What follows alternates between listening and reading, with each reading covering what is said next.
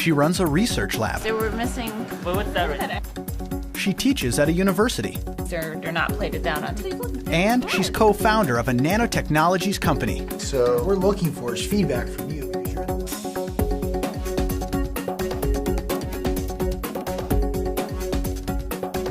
Living by the wisdom of Yoda, biomedical engineer Michelle Kine is all about embracing life.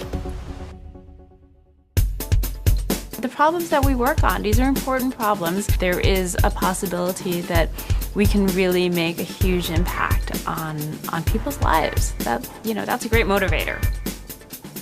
Biomedical engineers like Michelle combine biology, medicine, and engineering to design and develop new equipment and methods that improve the quality of human health and life. They design everything from surgical devices, prosthetics, and artificial organs, to systems for medical imaging, patient monitoring, and diagnosing disease. They also develop new medical procedures and research solutions to clinical problems. I get to teach and work with students and work at a university. And I also get to have a company on the side and work with industry, so I feel like it's the best of all worlds. Yeah, it works really well, and I'm looking forward to getting this into the hands of students and researchers.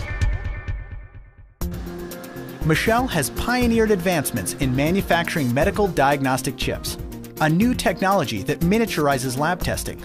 Initially, the chips, which have microscopic grooves for moving samples like blood through a series of lab tests, required expensive equipment and took a long time to make.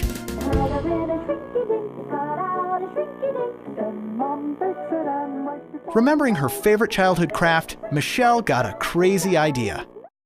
So I was playing, as I usually do, in my kitchen one night, and I realized that if I took shrinky dinks and I patterned onto the shrinky dinks, when they shrink down, I could use the features on the shrinky dinks to create my microfluidic chips. So these are pre-stressed thermoplastic sheets. So you can imagine it's sort of like a rubber band that's stretched out and then frozen down, right? So when you heat them up, the polymer chains relax and they go back to their relaxed state, so they shrink back. To be perfectly honest, it was really hard in the beginning. I came up with this idea and we published, I tried to convince my students to use a children's toy for their science. And they were like, people are gonna laugh at us. But people didn't laugh. The invention went viral on the internet and catapulted Michelle into the spotlight. Scientists from all over the world were now interested in Michelle's lab on a chip. If I treat one patient, I can treat that patient. But if you come up with a medical invention, a technology that can save hundreds or thousands of lives at once, that's, that would be really cool. So this small size here is 1.5 microns. The width of your human hair is about 150 microns. So this is about 1/100th the width of your hair. So they have the EVs, and then how do they apply to different chemicals? Michelle and her research team have also been working on ways to grow embryonic stem cells into heart muscle cells. Once we create these cardiomyocytes, we need to figure out how to maturate them so that they're functional heart cells. A day in the life of me. I usually play soccer with my dog in the morning, and then I walk to work. We come in and I work with the students, and we work on coming up with new crazy ideas and writing papers and working on grants. I have a company on the side, so I work with a company also. We're trying to commercialize our first 2 products this year. Hey Mark, ready to meet? Good. Yeah. Different metals, different structures on the metal. As scientific founder and a member of Shrink Nanotechnology's Scientific Advisory Board, Michelle helps research and develop new biomedical technologies and products. Very exciting, very exciting. She also looks at ways to improve and expand the benefits of existing product lines. Titanium. I like to tell people that I make accessories. I'm still a girl. A big part of my lab is focused on developing point-of-care diagnostic devices.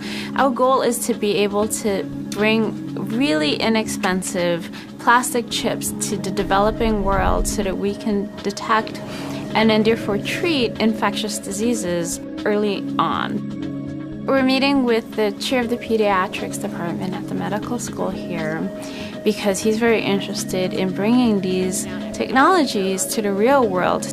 And so if you can even have a screening test that can be done at the bedside. It's a neat job because you don't checking in the morning with somebody, you don't check out, right? You decide what problems are important to you, you work on those problems, and you police yourself. Like many engineers, Michelle tends to think about her work 24/7, so she stresses the importance of balance in her life. I love to play. I also discovered a new sport called acro yoga, which is basically two-person yoga, and you can do, flips and aerials, and it's really fun. I used to be big into biking. We built a human-powered vehicle when I was at Berkeley. In fact, Michelle holds a land speed world record for a bike she helped design and build in grad school. Being able to really have the conviction to carry it through to the end, knowing that it might not work, is very difficult. And I think I'm an optimist at heart, and so that kind of keeps me going. Feels like a cooking show. Michelle holds a Bachelor of Science and Master of Science degree in Mechanical Engineering and a PhD in Bioengineering. I decided to become an engineer because I was really bad at math and science. And I thought that if I studied hard enough and I worked on it enough, that I'd get good at it. So I did a summer internship in biomedical engineering when I was 15, and I loved it. It's hands-on, it's real world. You feel like you're making a difference. You're not solving problems that other people have solved before. These are brand new problems that people need answers to, and that's cool. Biomedical engineers work in hospitals, universities, industry, and laboratories.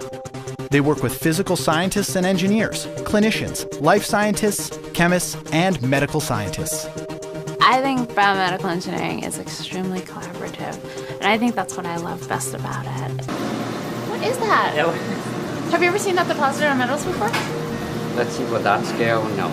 It's this culture of working together and talking with each other and coming up with new ideas and forming these collaborations, even if they're on the other side of the world. Your world feels very close. You don't feel isolated at all. It's been a great ride. It's far exceeded any expectation or dream I could have ever had. It's been really fun. I've gotten to go give talks at really cool places, Vancouver, Hong Kong, the Caribbean. I was invited to MIT for the TR35 award, which was really exciting for me. It's been amazing. I was real fortunate to have gone into biomedical engineering. I can't imagine a better job in the world. See? You never believe me.